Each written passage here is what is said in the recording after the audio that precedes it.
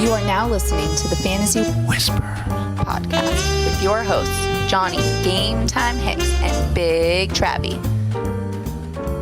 What's going on, Whisper Nation? That's Big Travy, and I'm Johnny Game Time Hicks, and this is the Fantasy Whisperers Podcast. How we doing? Doing great, Johnny. The NFL, of course, did not disappoint again. Week 9 had a couple barn burners out there, including that Saints-Rams game, which was just a fantasy delight. Yeah, man. That was and insane. Even that Carolina-Tampa game, too. I mean, just a couple of over-unders getting crushed out there. We thought these games had the makings of some shootouts, and they did not disappoint.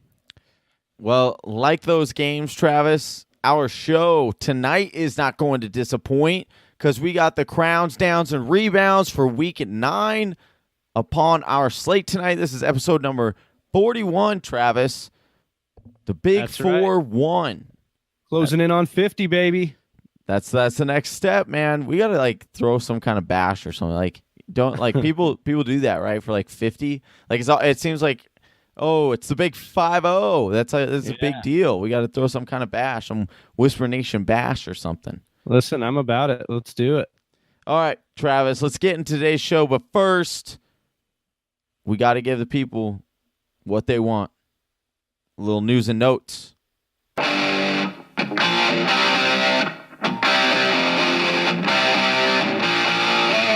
News and notes from around the NFL. That's right, Johnny. Our news and notes, as always, are brought to you by Fanatic. That's FANATIQ. That's where fantasy meets IQ. Johnny, if you have an Apple device, we tell the Whisper Nation, go to the App Store, download. They've got all the news, all the updates you need, all the beat writer reports right there. And what's better is they've got all the Fantasy Whispers rankings right there, the personalized rankings. You click on your guy, you get the last 3 weeks of his targets, catches, stats, everything you need. And the greatest thing is, Johnny, is they're developing this. They're updating it every single day. They're putting out new updates every week. So get Fanatic while you can, while it's free, while they're just getting started here, and then while they're updating it, because they want to help you win the week, win the next, and then win your league. Yep, Travis, love that app. And luckily today, dude, there's not a whole lot of injury news on that app, which is great. That's always that's always good news. And essentially, we just have Bills running back Chris Ivory was taken to the County Medical Center, a level 1 trauma center, for evaluations on his left shoulder. That's not good news. Fortunately for fantasy owners, though, I'll spin this in a positive light. Most people probably didn't have him, or if they did roster him, they were probably had him as a handcuff to Shady. I think this kind of helps Shady.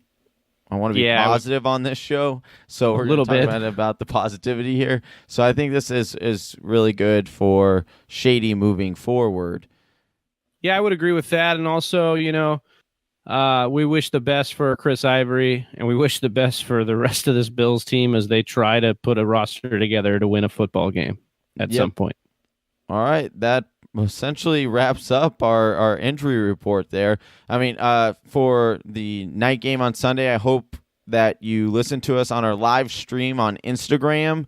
We went on there. We said, hey, if you have Gronk in tonight's game, I would highly consider going another tight end option because it wasn't looking like he was going to play, and sure enough, he didn't end up playing. So hopefully you're able to come up with a better solution than having to result with the Monday night Dallas and Tennessee game, because neither of those tight end options are very, very good right now. But I guess, Travis, you're going to go with some points over no points, right?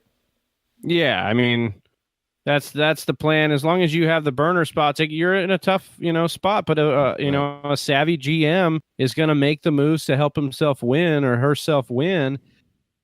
You got to do, and honestly, you should have had backup plans for these guys. If you were listening to us all week, it was always in doubt. You always needed to have that backup plan, and I advised a lot of people to roll away from Sony Michel this week. If you had other options, it just didn't seem right.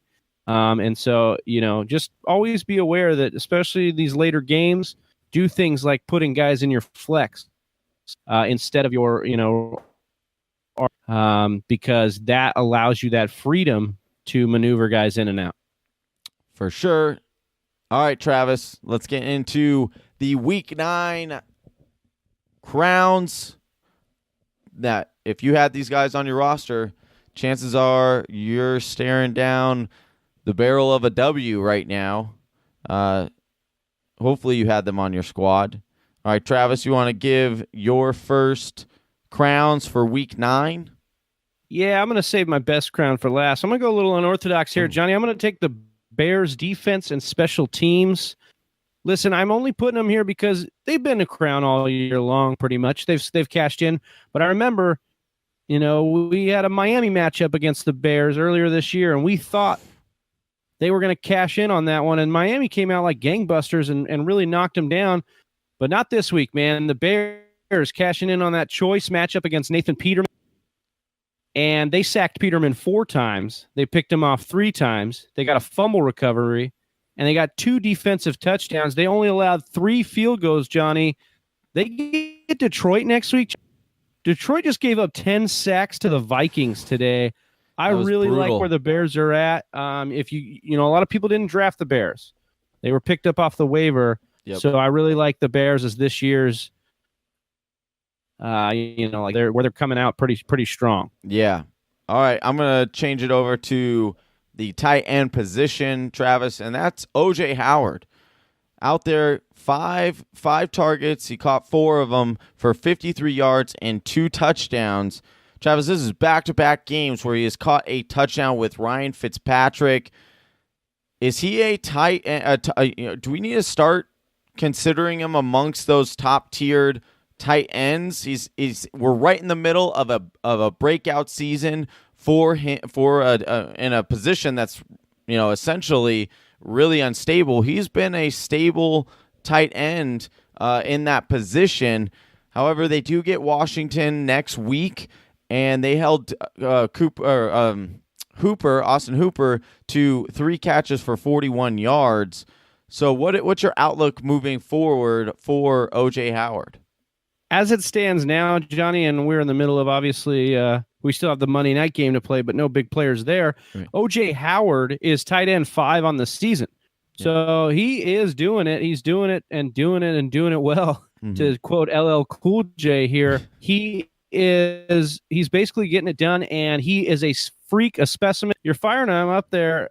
You can't bench him because of the way tight end is lying, and I just really like that he proved he could do it with Fitzpatrick, because what you saw earlier in the year when Fitzpatrick was there is Fitz leaned on the wide receivers. He ends a little bit. Well, since Fitz has been back, a touchdown with Fitz last week, 2 touchdowns this week. They used him in the goal line situations. That's what you like to see, because Brait was kind of creeping in on those red zone looks earlier in the year. But now it's Howard. Howard has solidified himself as the tight end here. No more riffraff or funny business with Brait there now. So that's great to see. All right, Travis. Something that's great to see is the guy that you're about to talk about. Let the Whisper Nation know so they could celebrate along with you and I on this feat that finally happened. Reunited, and it feels so good. Julio Jones was reunited with the end zone, Johnny. Ooh, hallelujah. 10 targets, 8 catches, 121 yards. Got in that touchdown. He's now cleared 100 yards in 3 straight games, and in 4 of his last 5. If he can start pairing up these touchdowns, Johnny, with the awesome usage he's already been showing, the awesome yardage that he's already been gaining, he's going to be a legit wide receiver, like top 3. Yeah. A guy that you could be looking at as we look at fantasy rosters and say, oh, this guy was on 80-90% of championship rosters. If he can get this massive overcorrection in the back half of the year. I still saw them using, Calvin Ridley quite a bit. So you look to see how he was going to be able to sustain this. But, man, it was just nice for those owners that maybe didn't sell him and that kept on to him and saw him get in the end zone. Travis, what I continue to see is that, if anything, we know that NFL coaches and NFL players are watching the Fantasy Whispers, because we just asked last week, can Julio Jones finally get in the end zone? We put his over-under at 3 touchdowns. Well, Julio Jones heard us. He watched the TV, he watched the YouTube channel, and he hit subscribe and he hit like, and he got the notification. And when he saw that you and I were debating whether he was going to get 3 touchdowns, he said, 3 touchdowns? Come on, man. Come on. I'm going to give you more. He's looking for 8. Yep. And so I think we could possibly, this could be the breakout game. He just needed to, get back in there, realize, hey, the touchdown's not so bad. The breakout hives aren't that bad. What's funny about this is, Johnny, I think this needed to be done for Matt Ryan, not for Julio, because Julio's problem was never, a mental thing. He was out there killing defenses, getting 100 yards but Matt Ryan, and the funny thing is this should do more for Matt Ryan. And honestly, Julio Jones is the reason he scored. Like, Julio Jones had a breakaway play. It wasn't like Matt Ryan hit him in the end zone. Julio did all the work here. So it's just nice to see. Hopefully this helps Matt Ryan locate him a little bit more for those Julio Jones owners out there. And, you wish the best for a physical freak that just has been dominating cornerbacks since his whole career. So it's nice to see when the good guys get. Speaking of the good guys, this is a deep dive here. Tevin Coleman is my second crown of week 9. I like this. Dude had 13 rushes for 88 yards, and he also hauled in 5 of 7 targets for 68 yards and 2 additional touchdowns. He caught a screen pass, Travis, and just took it to the house. It was a thing of beauty. He is averaging 6.8 yards per catch. Travis, I give you a kudos. You called it a few weeks ago when we had the Ito Smith and Tevin Coleman. Which one would you rather have rest of season? Which role do you think each running back will now take with Devontae Freeman being out of the lineup? And, man, I give it to you. You called the Tevin Coleman will then become the new Freeman role, and then Ito would take the Tevin Coleman role. And we saw that today. He looked good. I think, right now, as of before the Monday night game, Tevin Coleman is RB13 on the year, Travis. And, as we gear up for these fantasy playoffs, he is a guy that I wouldn't mind going after. It might be a little bit high on the value right now because he's had, 2 back-to-back solid games. But I feel like not a lot of people are talking about Tevin Coleman.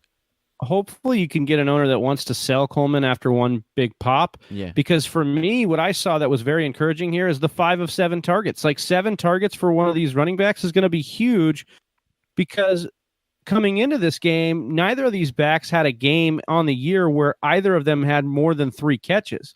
So we hadn't seen Sarkisian really using these backs, and now we're starting to see that. If that happens on this high-flying offense, you are definitely going to see Coleman creep into that RB1 numbers. That's what it's going to take. He's going to need to get the receiving work, and we saw it there in this game, especially against a Washington defense that was not allowing a lot of catches to the running back. It's definitely some stuff that we like to see there, and hopefully it continues for those owners of Coleman.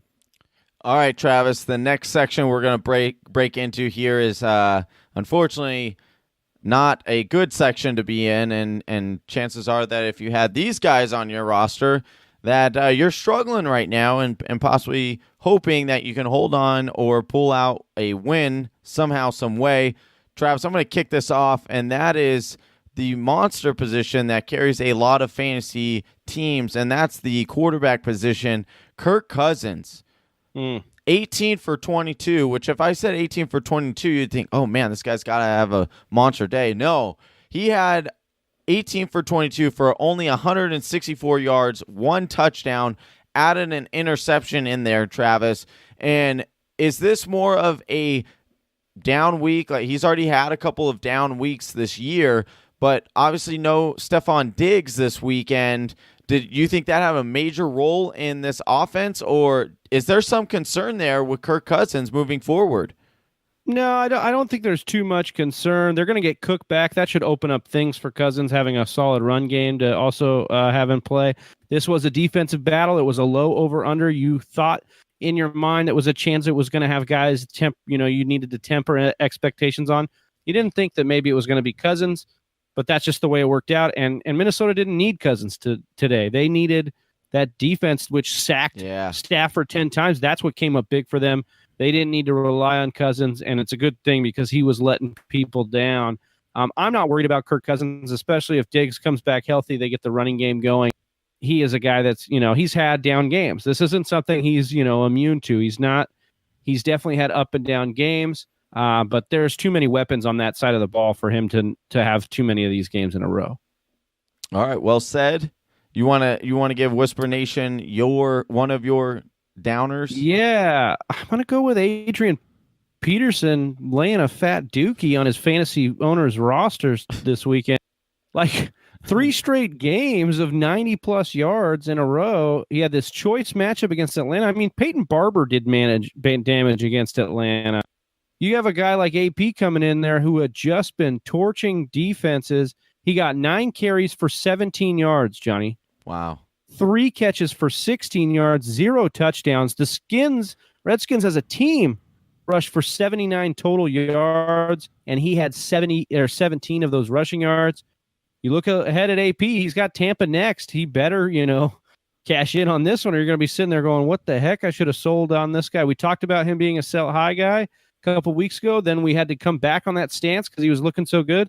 They got Tampa next. I feel like he should feast here. Tampa just gave up 2 scores to Christian McCaffrey today. I like Adrian Peterson still. I wouldn't panic on him, but he definitely let you. It'll be interesting to see if CT Chris Thompson will be back next week. It'll be interesting to see how that roll with AP putting up a stink egg this week. So, but again, no news on Chris Thompson. He's still out with the rib injury, so there's no real timetable as of yet at when he'll be back. So I love that pick there. And along with Adrian Peterson, another guy that you and I talked about, Travis, on our Instagram this morning when we were helping people get their lineup straight before the kickoffs, that was Emmanuel Sanders. We were getting a ton of questions on Emmanuel Sanders. Well, he came out, he had 9 targets, which is about what he's been getting per game. For 6, he had 6 completions there for only 47 yards, Travis. Put up a giant stink egg for those owners that were, expecting and relying on a wide receiver 1 numbers. Travis, you want, in case people didn't expand or didn't listen to our Instagram this morning, you want to tell fantasy owners and Whisper Nation why they need to remain confident in Emmanuel Sanders moving forward? Yeah, I mean, we just look at the targets for the team right now. 11 targets to the tight end, Herman. He had a great game. He looked pretty solid for them, so that was nice for them to see. And maybe that's kind of who's going to get some more of this Demaryius Thomas exiting. We'll see how that sustains. I really think it'll still roll to Sutton. But Sutton only getting 5 targets here. Yeah, Emmanuel Sanders getting 9 targets. He's still getting the love. Jonathan Joseph had a good game. If you watch this game, it was a defensive struggle for much of the second half. So that was nice to see. It wasn't nice to see, but that's kind of why that happened. It wasn't nice to see if you're a Sanders. I love it when you struggle. Yeah. So Emmanuel Sanders, I am not panicking, and that's just because he's going to continue to get a monster part of this target share. And he's solid. As long as he stays healthy, I think Emmanuel Sanders is going to retain that wide receiver 2 and with upside every week. Will he stay that wide receiver 5 he was a couple weeks ago within that top 10 of the wide receiver position? No, probably not. And that's just based on the fact that the Broncos aren't that elite of an offense. He was getting by with some big games, and that's what boosted his value. I think he's going to continue to be good. You're going to continue to want to start him more weeks than not, but he's definitely not going to be a guy that's going to be that top 5 guy every week.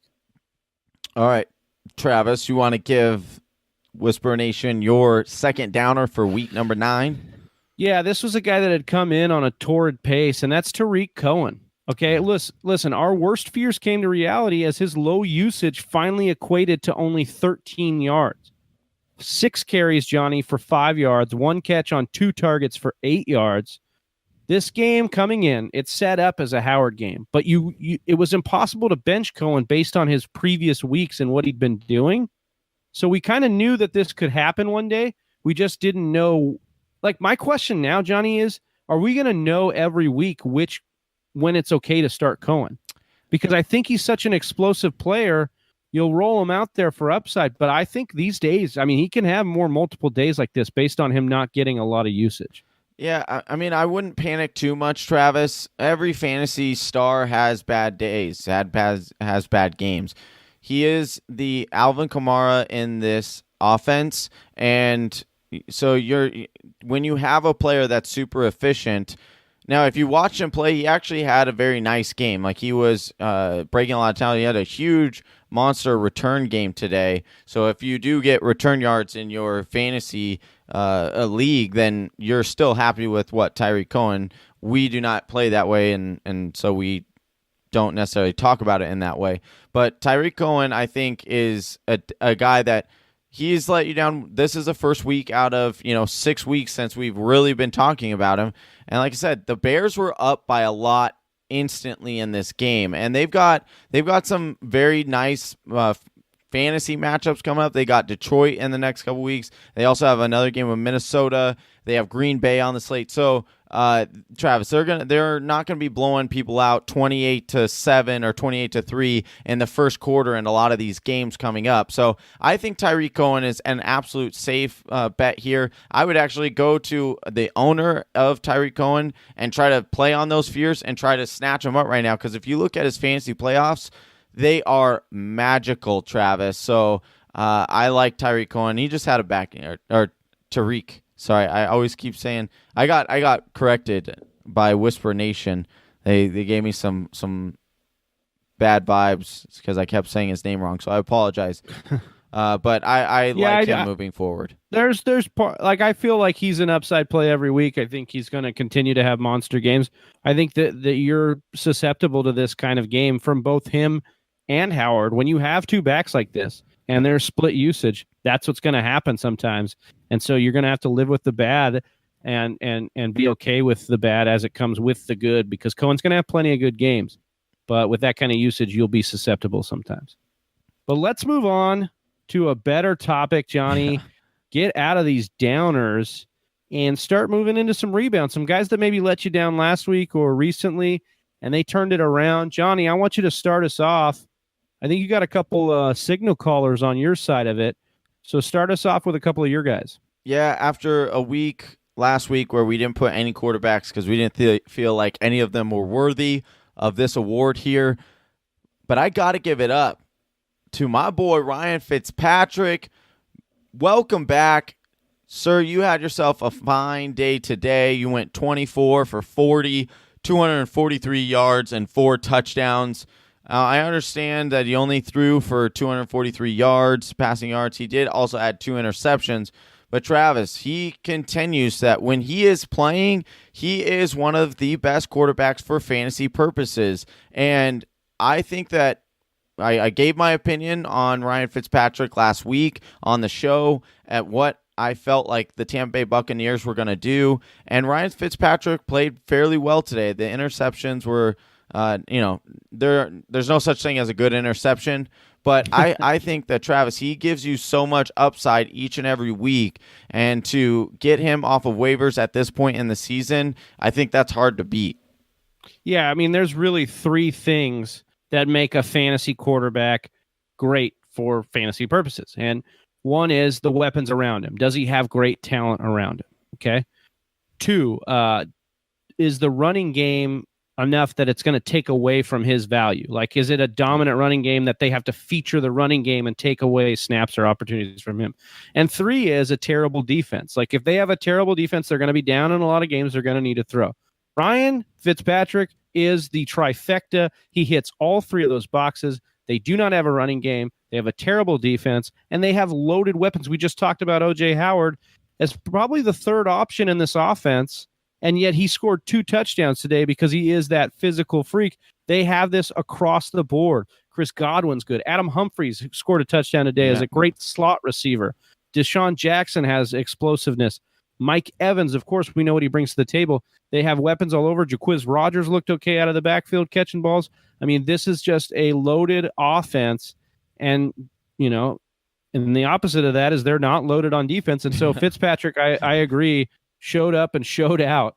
For me, my rebounds, Johnny, it's the hamstring edition. And I'm going to just kick it off with Dalvin Cook. Not a monster day for Cook, but he just, sleeper bot. I love that sleeper bot update. Said he announced his return with a 70-yard run. That was pretty awesome. He came in. He looked explosive. He looked effective. He looked efficient. This was a first-round draft pick, Johnny, that up until Sunday had only gained 98 rushing yards and 102 receiving yards. He came back on limited work, got 89 yards on 10 carries, and caught all 4 targets for 20 yards. He looked back. I had really chastised and gave Minnesota a hard time online for bringing him back. I didn't understand why they did that. You tweeted at him? Yeah, well, nice. I didn't add him, but I didn't understand why they would rush him back. I know now they wanted to see him get good. I think it was a confidence thing. Now in the bye week, they'll have to be able to work him back into it. And now his season officially starts, so to speak, after the bye. You got to feel good if you're a Dalvin Cook owner. You have to feel good about what you saw out of this game. And it's just good to see because he's a great talent and he was a first-round pick in fantasy drafts, and he's finally on the field. All right, Travis. Speaking of being on the field, and that was Drew Brees.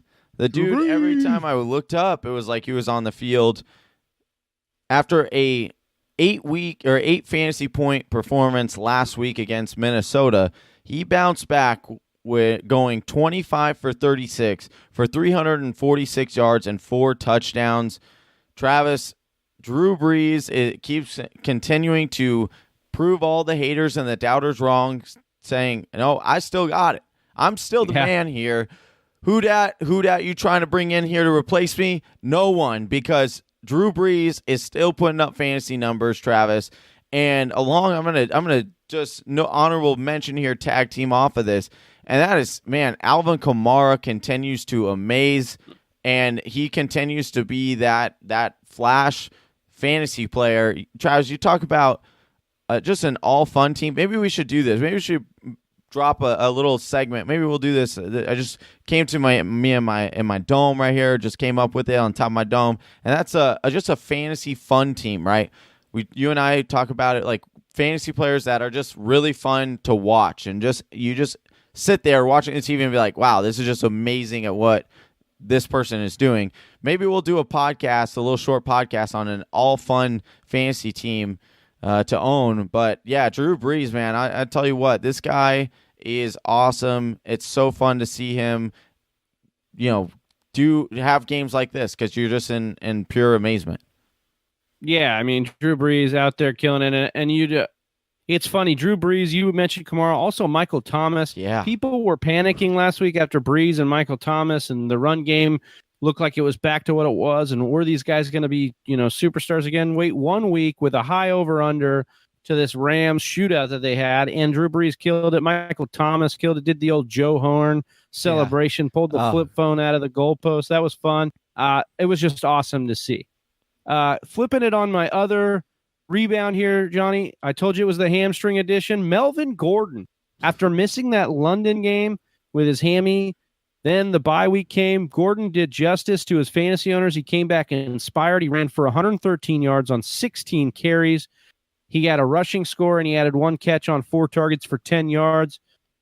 Johnny, he's now had 100 or more scrimmage yards in 4 straight, as well as 6 straight games with at least 1 touchdown. Melvin Gordon is that dude, and he's just killing it for his fantasy managers. He is killing it, and it was just good to see him bounce back for those people that trusted in him and didn't want to see what was happening to Dalvin Cook and Leonard Fournette happen to their guy.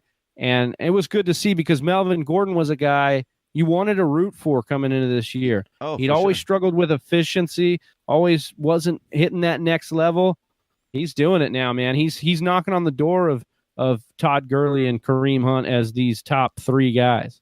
Yeah, when he says, just like Lil Wayne, when you're talking about Pac, Jay-Z, and Biggie, don't forget me. Don't forget Wheezy. Yeah. That's what Melvin Gordon's saying to them. And I think he has every argument in the book right now. He's on a very good offense. He's getting the majority of the carries, and that offensive line is, knock on wood, is actually staying fairly healthy this year, unlike past years. And it's his contract year, so good job, man. Go get your money. You deserve it. I enjoy watching him. I enjoy rooting for him. I'm actually a really big Melvin Gordon fan. Just from a fan standpoint, I really enjoy Melvin Gordon and what he brings to the table every single Sunday. Yes, sir. I was like, I was bringing it, dude. I was bringing on that one. I got real emotional there with Melvin Gordon. Dude, I thought you might have cried a little bit. Hey, I have the one single tear for Melvin Gordon. I love you, Melvin. Please come on our show. We love you. All right. Well, that does it for our Crowns, Downs, and Rebounds episode. Thank you guys so much for tuning in. We're going to be having our lookout. Make sure you look out for our next Week 10 matchup episodes that are going to be coming out a little bit later this week. You can catch those on YouTube. Go ahead and hit that subscribe button. Hit the little ding, little bell. And that way you'll get them sent to your phone right when we release them. Unless you're like Michael Thomas and you still have a flip phone, then you won't get those notifications right away. Yeah, and then Travis, you want to tell them where they can listen to our lovely voices on their platforms? Yeah, you guys can get us on the Apple Podcast app, Google Play, or Stitcher, as well as if you guys are looking for that content throughout the week. We here at the Fantasy Whisperers provide you with all those goodies. You go to thefantasywhispers.com. We got a waiver wire piece that launches every Tuesday morning, so you're ready for those Tuesday night waivers. We've got the start-sit version that we do. It's called the Player Stay Away article. That launches every Thursday. And then, of course, our consensus rankings launch every Wednesday. If you guys follow us on Instagram, we put those up. We give you top 10s usually every week. But you guys can dive deep and see all your players if you head to thefantasywhispers.com. We've got it all there for you. Listen, we do this for you, Whisper Nation. We love you. That's Johnny Game Time Hicks, and I'm Big Travy, and we're out. Peace. Thank you for listening to the Fantasy Whisperers podcast. You can hear more from John and Travis on Google Play, SoundCloud, and iTunes. You can also follow us on Instagram, Facebook, and Twitter at TF Whisperers.